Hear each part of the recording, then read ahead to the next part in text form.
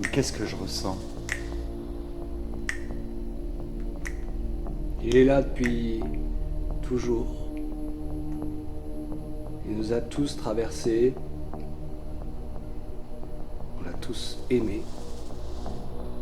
Il nous a émus. Il a fait un cinéma ni horizontal ni vertical. Il a fait un cinéma transcendantal qui vous traverse l'âme, qu'on ne comprend pas. On voudrait comprendre. On se pose des questions parce qu'on est humain. Alors que son cinéma, je crois, il faut le ressentir, c'est tout. Dans cette vidéo, nous allons parler des films de David Lynch. Voilà, merci, c'est ça. Surtout, je crois que j'ai envie de dire à David Lynch, à son univers, à ce qu'il a créé, à ce qu'il a façonné. Je trouve, moi en tant que personne, en tant qu'artiste, son univers m'a inspiré depuis le début, depuis que je suis gosse.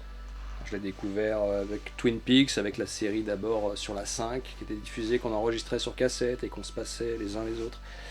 Puis plus tard, avec ses films, Dune, que j'ai regardé très jeune également, et Razorhead, que j'ai découvert aussi au Vidéoclub, qui s'appelait Labyrinthe Man. La cassette s'appelait comme ça, en France en tout cas. Voilà, et on a découvert sa filmographie, on a grandi avec, toujours ce cinéma de... Il incarne, c'est la quintessence de ce qu'on appelle au cinéma l'inquiétante étrangeté, c'est David Lynch. David Lynch est devenu un adjectif. À proprement parler, on sait que quand on l'emploie en tant qu'adjectif, on sait ce qu'on veut dire, on sait là où on veut toucher et qu'on ne peut pas préciser d'ailleurs. C'est quelque chose d'impalpable, qui est invisible mais pourtant qu'on ressent profondément. Tout comme ces films, il y a une incompréhension et souvent un énervement d'ailleurs de la part du spectateur à ne pas comprendre ces films. Moi, j'ai jamais eu ce problème-là d'énervement, j'ai toujours été fasciné, j'ai toujours beaucoup ri et beaucoup pleuré devant ces films. Parce qu'ils sont un endroit de justesse qui touche l'âme, qui touche l'onirisme, qui touche l'inconscient, qui touche la beauté. Vraiment, il y a beaucoup de cauchemars et des choses très horrifiques dans son cinéma. Mais tout est une affaire d'équilibre. Il y a beaucoup de lumière, il y a beaucoup d'ombre dans son œuvre, y compris dans ce qu'il a fait musicalement. C'est aussi un créateur d'univers sonore, son collaborateur le plus fervent étant Angelo Badalamenti. Moi, m'a influencé en tant que musicien, en tant que créateur son. Il y a toujours un travail, pas que musical d'ailleurs. Dans ces films, il y a un travail sonore, d'ambiance, de bruitage, de choses qui sont sous-entendues dans les sons, parfois qui sont hors champ, parfois plein champ, parfois qui transpercent l'écran littéralement. Qui sont incroyables. Bertrand Blier, qui est décédé récemment, disait dans une interview très étonnante, on lui demandait les films qu'il aimait, et il parlait justement de Mulholland Drive, et il disait ça j'adore, ça je pompe, ça dès que j'ai pas d'idée, je vais voir un film de David Lynch et je me demande comment il a fait ce con, je cite, comment il a fait ce con pour poser sa caméra. Et très étonnant de la part de Bertrand Blier, on pourrait ne pas s'y attendre, et pourtant, eh bien si même lui a été influencé par ce David Lynch. Donc c'est une grande perte, c'est quelque chose de... Mais son œuvre restera. Il est là, il est toujours là, et il va rester très très longtemps.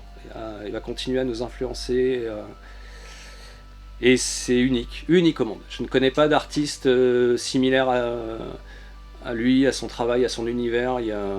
C'est atypique, il n'y a pas d'équivalent. Souvent copié, jamais égalé. Souvent cité. Mais voilà, il n'y a qu'un seul David Lynch, et je crois qu'il est quelque part dans la lumière avec nous maintenant. Donc merci. Quels sont ces labyrinthes intérieurs, si complexes, qui fondent mon identité, que je n'ose pas regarder en face? Des fantasmes, des rêves, des cauchemars réels.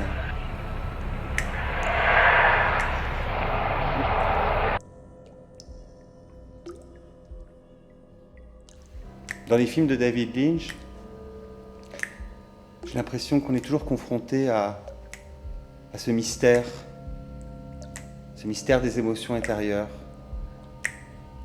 ce mystère des apparences, ou plutôt de ce qui se cache sous les apparences. Et j'ai l'impression que les films de David Lynch sont comme des miroirs qui nous renvoient à notre propre complexité, à la complexité et parfois au mystère de ce que nous ressentons face au monde, de ce que nous ressentons quand nous écoutons réellement ce qui se passe en nous. David Lynch, c'est vraiment une traversée au-delà des apparences. Et j'ai l'impression que tous ces films, mais aussi tous ces personnages, sont construits comme des calques, des rideaux qui se lèvent sur des réalités. Mais derrière un rideau, il y a toujours un autre rideau. Derrière un a priori, il y a toujours une autre réalité. Mais en fait, cette réalité-là cache aussi quelque chose de plus profond. Comme chez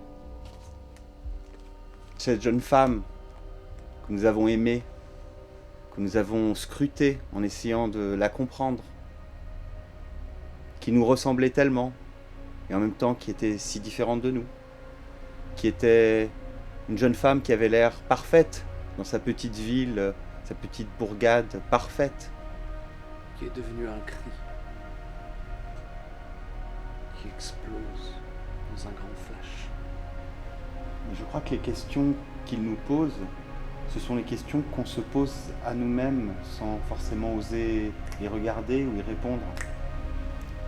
C'est-à-dire, précisément, c'est ce fourmillement intérieur quand on dit « je ne comprends pas ce que je ressens », quand on est traversé d'émotions, d'images même parfois violentes. Pourquoi vouloir comprendre ?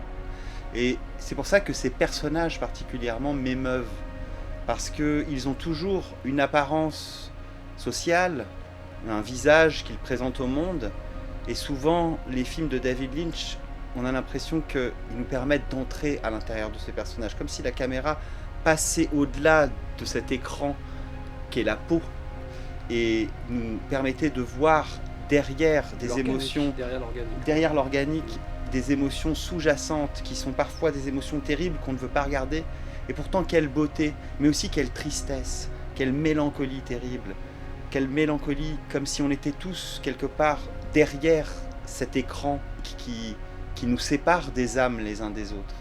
Et en même temps, derrière cette terrible tristesse et cette mélancolie, quelle beauté de savoir qu'il y a cette connexion infinie entre les êtres, entre les âmes. Et pour moi, le cinéma de David Lynch nous rapproche de cette réalité, de cette connexion.